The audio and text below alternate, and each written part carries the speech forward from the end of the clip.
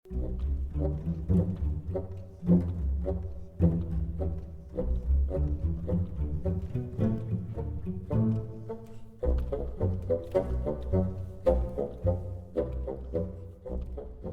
today's cup of coffee, we're going to declare this weekend Brent Swancer weekend. No. I like Brent Swancer. God. I do. Oh, God, I'm no. sure that he's a very nice man. Always...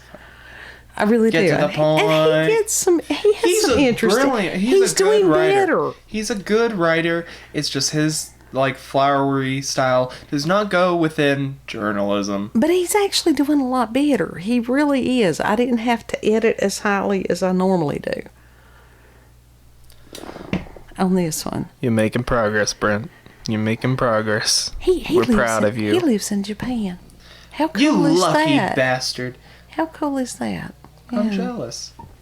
So, I wonder what part of Japan, though. If he lives in Kyoto, I don't Tokyo, know. It says you'll have to go on if Okinawa. If you go to the Mysterious Universe website, which the link will be in the description box, it does have a little biography about Mr. Swancer there at the end of it.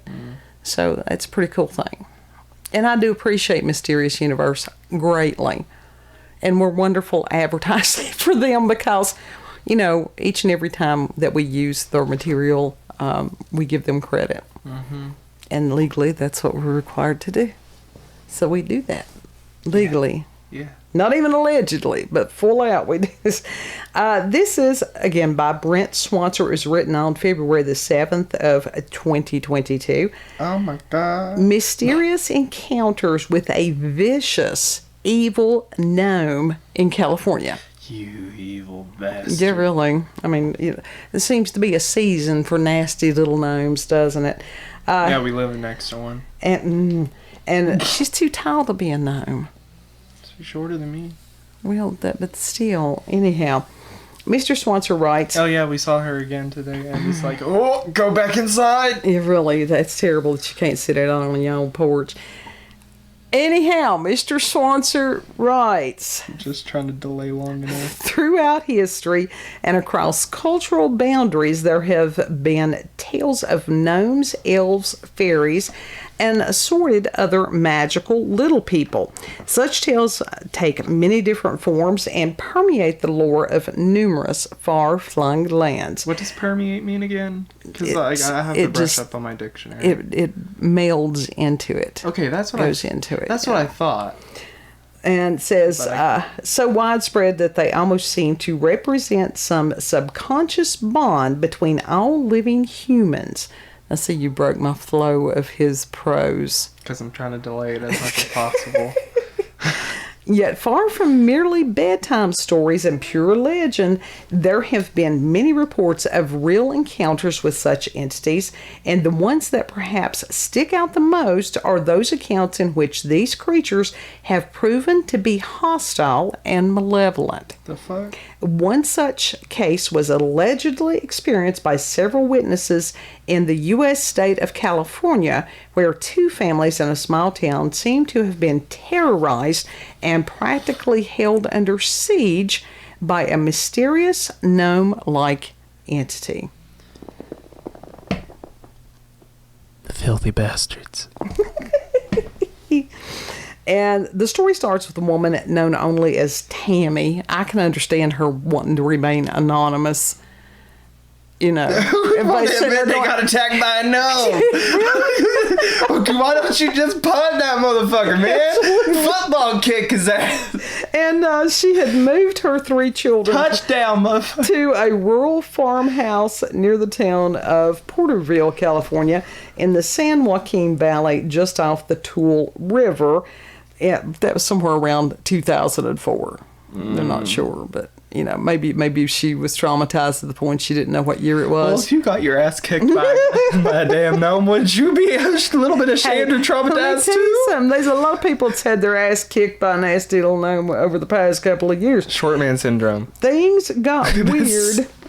Oh, fuck, that was funny. It was funny. Things got weird almost immediately as Tammy claimed that she often felt the heavy sense of being watched. We know what that's like. Oh, God, do we know what that's like. And it'll freak you out. I can see you through your window. What the fuck are you looking through our windows for? Exactly. But there was never anyone around during these episodes. Unlike us, we did have people around during this episode. It didn't take long for her. He who's in here. It didn't take long for her to behind me. Realize the devil. It's all right. Quit that. You're distracting me. Good, because I wanted. It did not take long for Tammy to realize that this phenomenon happened most often when she was around the barn. And in the coming days, the barn took on a rather sinister air, and it even seemed to be spooking the animals. And the animals that the family owned apparently included dogs, a cat, chickens, turkeys, and a duck. That's pretty specific. What'd the duck do? He was just What'd there. the chicken do? He was just there. It says none of the animals would go anywhere near the barn. Tammy observed that none of the neighbors' animals, stray animals, or even the wildlife would go near the barn either. Stay the hell away from the barn. Yeah. She said that whenever any animals passed the barn, that they would walk way around it, and on many occasions that they would act strange when they got near the barn. Because they all getting kicked by a damn gnome. Says that they would stop and they would stare at the barn as if something in there was staring back. Yeah, it's a rat. Well, it could have been that too, but they had cats, so the cats were laying down on the job, if that was what it was. We have cats that don't know what to do with food that we give them. That's true. They said sometimes the dogs would just sort of go ballistic around the barn, and they would run around barking and yipping, even though no one was there, supposedly. Supposedly. And sometimes there could be strange noises coming from the barn, like grunts, growls, and squeals. It's a fucking raccoon. You know, it very well could have been, because those things are demonic sounding. Yeah, they do all that. But then, Tammy claimed that she began to notice several of her animals missing. It's a fucking raccoon. They kill shit. And she suspected that the barn had something to do with it. It has a cluster of motherfucking raccoons. Tammy chalked all this You go in there with a broom and start swatting. Up to nerves. Take a baseball bat. It's better. Tennis racket. But chalked it all up to nerves and explained that the missing animals had probably just run away or even been killed by coyotes. But one frightening encounter would convince her that it was something more than that. Raccoon. It says one evening Tammy returned from town with her son. Of course, they parked the car. It says as she exited the vehicle and she went back to get some groceries out of the trunk, she claimed she saw fleeting movement in the periphery of her vision. And then when she looked up, there was nothing there. So she went back to unloading the groceries, but almost immediately there was another movement. And this time, not only just the movement, but an insidious laugh. Well, now that would kind of freak you out. That's not a raccoon. Standing there about 50 yards away was what she described it's Peter Griffin. as a humanoid creature about 3 foot tall with a beard, wearing baggy black pants, a gold-colored shirt, and a red pointy cap. Meth heads. I was thinking of that alien, Roger from American Dad, because the costumes that alien pulls out of his ass. Oh, well, I don't know. I haven't seen it. Sounds. It says for a moment it just stood there staring at her and her son with deep-set, dad black eyes. Like doll eyes. Family Guy. Have you looked at their eyes? No, they see right through your soul, man. They said if it was studying them. Tammy would say, quote, we've got a quote from Tammy. This time I heard a very freaky, very evil sounding chuckle. I looked in the direction of the sound, and standing there about 50 yards away from my son was what I can describe as a gnome. That thing grinned at us, and the creepy grin spread from ear to ear, and its teeth were a gross brown and pointed or jagged. It had a bulbous nose and large, deep-set eyes, though I really couldn't tell the color of them. Well, now, Brent said it had black eyes. Yeah. I never got a closer look at it, and I don't know if it was wearing shoes or not, because at that moment, I dropped my groceries, grabbed my son, and ran for the house. Just put him under your arm like a thing of potatoes. Absolutely, stick him under your arm. To hell with the cats going across. Oh, damn! He's gonna set his tail on fire. No, he'll move. If it burns his ass, it'll be all right. Ooh. Anyhow, this is our world. Tammy and her son entered the house and, of course, slammed the door, and she began telling her daughters about what had happened. Now, outside, the strange... Mama, you crazy. Really, the strange little man was still cackling, and there was movement by the window. And as they went to the window, they could see the top of the red pointed hat. Fucking tennis racket bug zapper. Really? The tennis racket bug zapper. Which was odd because that particular window was 8 foot off the ground. So little dude could levitate or something. Have you seen their hands? They can climb. Tammy closed the blinds, moved her children away from the window. Well, yeah, because, they get down on the ground there, hide in the bathroom. This would have been the only direct sighting of the evil gnome, but Tammy would occasionally hear the chuckling from the barn. So he at least he wasn't still peeping into the windows. He's a voyeur. He's a peeping Tom. Pervert? You really? Some blackout curtains. There you go. Yeah, and she would later say, quote, after that night, whenever the dogs barked or howled, we were pretty sure we knew what they were barking at. We were also pretty sure of where our missing poultry had gone. From time to time, we would hear a weird, creepy chuckle and other noises coming from that old barn, end quote. So he was out there eating the chickens. I'm pretty sure there was a gnome in Family Guy, and it lived in... Yeah. It lived in, oh God, the dude's closet. It was either a gnome or it was a monkey. Either way, what's the difference? There's a difference. There is a difference. They both have evil grins. Well, maybe. Anyhow, Tammy and her family eventually moved. That should have been a quickly moved. And burn that place to the ground. Really, by this point, the family had no idea that the previous family had experienced similar. But now Tammy did finally later learn that others in the area had encounters with this gnome. They may have been a cluster of them. It was an infestation. It was just owls. It probably would. And she would continue to experience strange phenomena with the gnome even after she moved. So the damn thing fixated.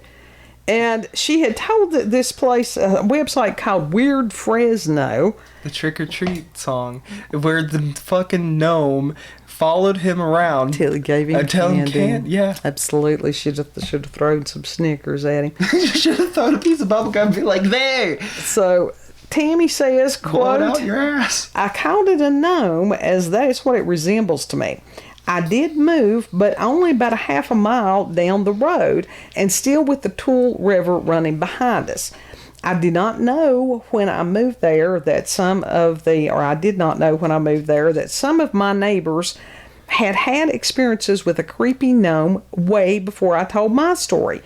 They were run out of the river by the thing twice at different locations. Somebody could have been fishing or doing something like that, and the thing got after them. That would be horrifying. If it got after them, just punt the motherfucker. Oh no, are you kidding? Fishing poles, use that like a whip. You're right. Absolutely. Right.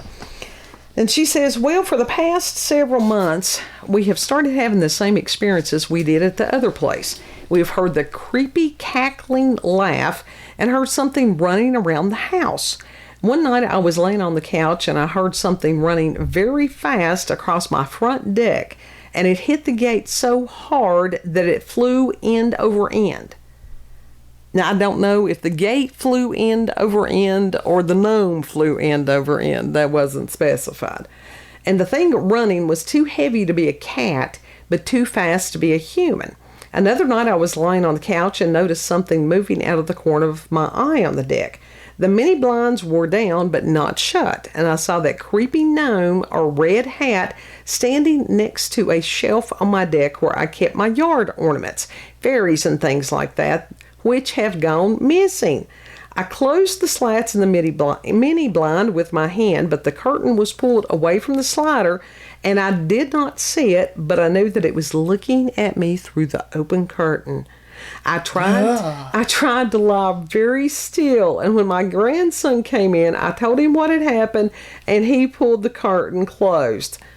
Bravery, Mama. It's like, throw the kid out there. Yeah. He looked around outside, but only found some small footprints on a white shelf that is in our storage shed. So the thing is still here and terrorizing me and my neighbors, end quote. Let me go there. Let me move down there. I'll deal with that gnome. Oh, no, you would not. Oh, No, yeah, I you would. not. It says a new family trap it. would move into Tammy's previous house in 2010.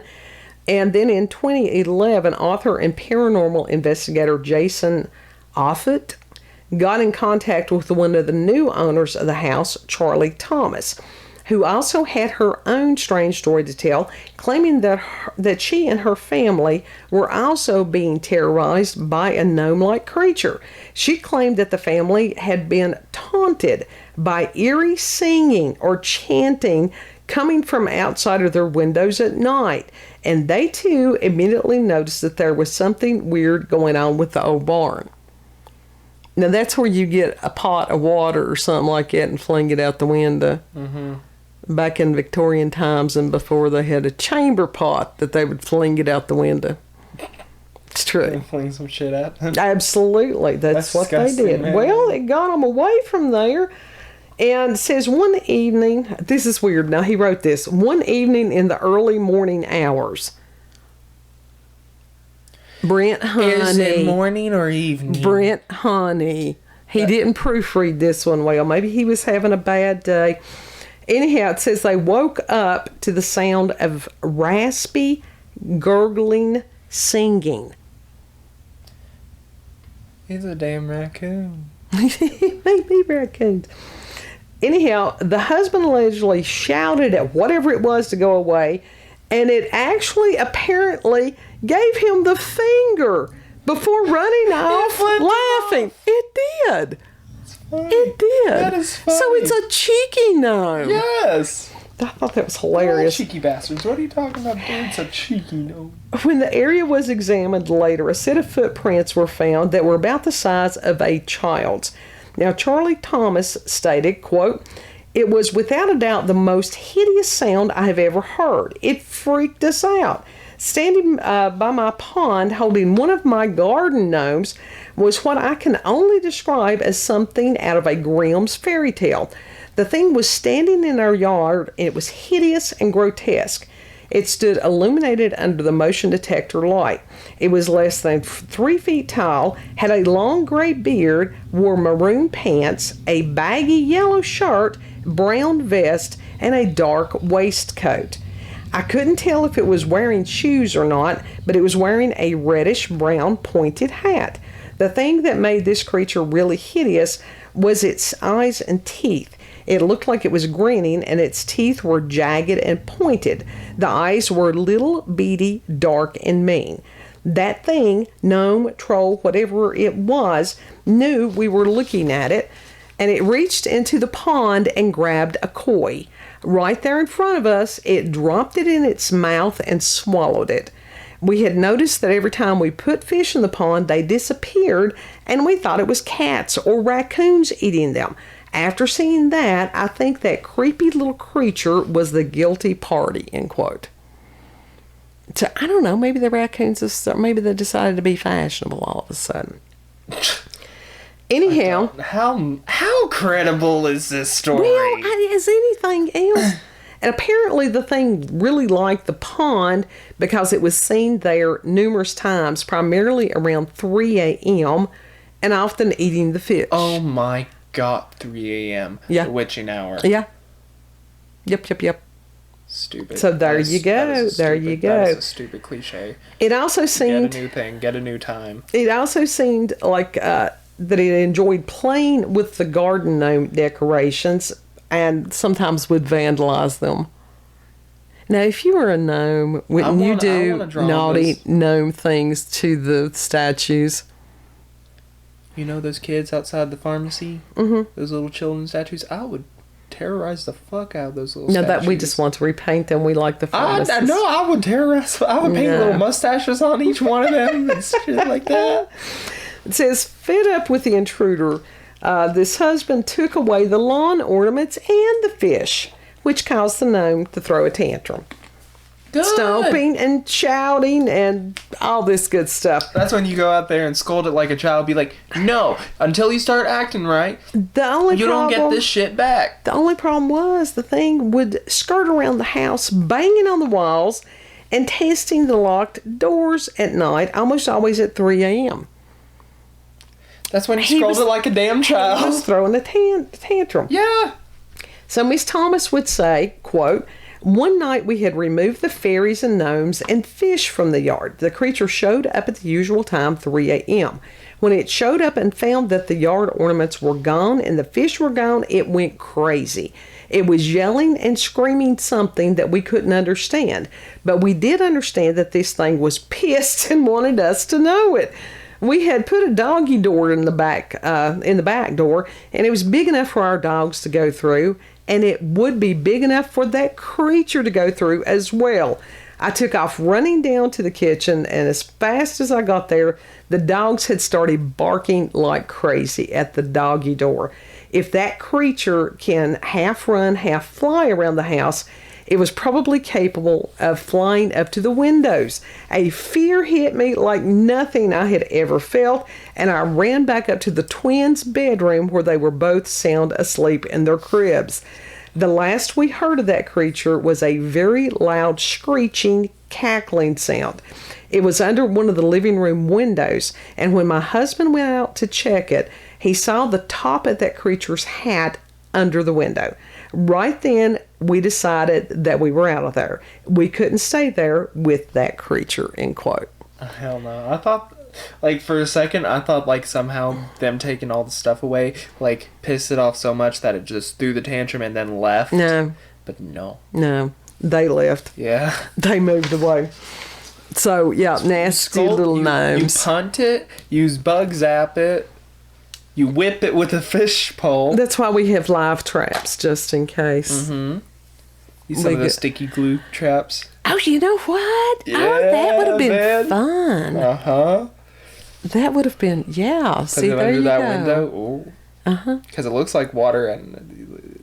That could have worked. That, if nothing else, it's like a little bit revenge on the nasty gnome. It's like to that's put what you those... get. Put those little fly traps or whatever it is all around the pond. Let him step on them. Puts a fucking tinfoil around there. That would be with the cats. great. That would be great. But now, I had heard other people have similar, not in that particular area, but we have heard of other people having the gnome things. I've not heard it's of people not having owls. the gnome things around here, though. No, not around here. No, not around here, because most of us are very much fans of 2A. Yeah. Shut the... And it's like, oh, absolutely, people with something like that would have been a trophy. What state was this in? California. Wouldn't you torture the fuck out of those people, too? It depends. Not all of California is odd. No, not in a happy odd. I'm just saying the stupid ones. Because a lot of California has, they have forests and stuff, and there's a lot of farms, and it's the urban areas. Yeah. That seems to be the problems in a lot of places. But nasty little gnomes. Not a fan. Not a fan of the nasty little notes. Drop kicking, but it's hard to drop kick something that's 3 foot high. That's when you just pick it up out of the top of its hat, and it's grabbing onto their lap, kicking and screaming, and then you just whip, bop. What if it's not a hat? What if it's part of its head? You know, shake it. You shake it like a fish bag. Hammer. Like that girl in you Finding. Take a hammer. Like that girl in Finding Nemo. Yeah. You know that shook the fish. That's when you shake the gnome like that. That's why you have baseball bats, bow staffs, bonk, hammers, all kinds of things. 12 gauges. We're prepared. Rubber mallet. Bonk. We're prepared. We even have some of those. Well, nasty. This is why nothing happens to us, because we're armed and ready. The only reason that we can't... Yeah, better. Wow. When it's people's, it's complicated, because then you have to worry about laws. To my knowledge, there are no laws protecting true nasty little gnomes. Who would believe you anyhow to sit there and go, unless you had it mounted and hanging in your living room. And if you had killed a nasty little gnome, wouldn't you want to do that? Wouldn't you want to display that? Oh, I would get that shit taxidermed, yeah, and then absolutely dude, wall mount, man. That's exactly what that would be cool. We could sell tickets on that. Yeah, like Jay's the giant peach with that giant ass peach. We could do that with the gnome. Yeah, come see the real gnome that we shot. Yeah, but we would have to have independent laboratories and stuff like that check it out, because you've got to do all that. You've got to verify. They wouldn't give it back if you stood there with them. They don't allow you there, I would. If it's my gnome, if it was my gnome that I bagged and shot, I'm gonna stay with it if somebody's seeing what it was. It would probably be some kind of endangered species, and then we get in trouble. What if it just disintegrates, when it's killed? Do you think it disintegrates? Turns into dust? It eats. It eats whole things at once. A tiny little fucking thing just... Right. Well, we don't know how large the koi fish was. We really don't. We don't know that it didn't roast the chickens or something. It could have had a little gnome frying pan back there in the barn. What the fuck smells like burning? Something smells like scalded feathers. Yeah. So, but no, I would be bragging about that. Hey, y'all, look at this. I'd be putting it, we'd have to borrow somebody that had a truck, put it on the tailgate, drive it through town. Hell yeah, dude. You know those hula girls in the windshield? Just put it right up. Oh, it's 3 foot high. That'd be too We don't know if it was actually 3 foot high. We thought it's about that. But now you could get somebody to tie it on the front of their truck. Or tie it on the top like a Christmas tree. Yeah. So there's lots of options that we could have. Yeah. And these people from these other areas, they're going to go, my God, those people. How the fuck? It's our culture. It's Appalachian culture. I don't know. It's a little bit different. It's our family's culture, but I don't know if it's necessarily just purely Appalachian. Oh, there's other people, but it is for real. For real. Some of the legends are true. But for the most part, we good people. For the most part. Our little bunch is good people. I'm just vibing, man. So if you've had experiences with paranormal, supernatural encounters with UFOs, aliens, cryptids, nasty little gnomes that need to be drop kicked, if you've got experiences in your region, your world, your family, send all that to us, cupofcoffeewithscream@gmail.com. What were you going to say? 3 foot high. That's the same height as Chucky was. You run kick that thing. Well, you could. You could do that. I don't get why no one did that with him. I think it was the shock value on it. And because some of these people, these writers... automatic response in fear is violence. Yes. To protect self, protect family. Protect. Fight, flight, or freeze. We're fight. Mine was a matter of training. I've been trained for years. So you're the type of person that if you got spooked, jump scared in a thing, you would more than likely go pop. Well, it depends. Like I said, it depends on what the situation is. You've seen the people that do that. I right? have, I have. But if it's one of those, the jump scares, if I'm in a haunted house or something, I know to expect that. But now, as far as somebody touching me or something, no, don't. Mm-mm. I think there's a rule on that for all. It's like, don't touch them. They're not going to touch you. Yeah. Which that's to protect everyone. Mm-hmm. And it's reasonable. But now, if it's some nasty little gnome that's peeping through your windows, have at it. Go, just full on. Take that little dude out. Yeah. Yeah. So, we will see you all on the next cup. You all have a beautiful, blessed day. Know that you're loved. If you are a nasty little gnome, we will try to find you a helpline somewhere. Mm-hmm. Maybe Gnomes Anonymous or something. 1-800. Oh, hello. 100 Gnomes Anonymous. My name is Rumpelstiltskin. I'm a nasty little gnome. Yes. I torture the fuck out of this family. I ate their fish and chickens. Yeah, go ahead. Now you've made me snort. And don't forget to like, share, comment, and most of all, subscribe and click that little notification button for daily notifications of our daily uploads if you liked this video. If you didn't like the video, still gives it a thumbs up.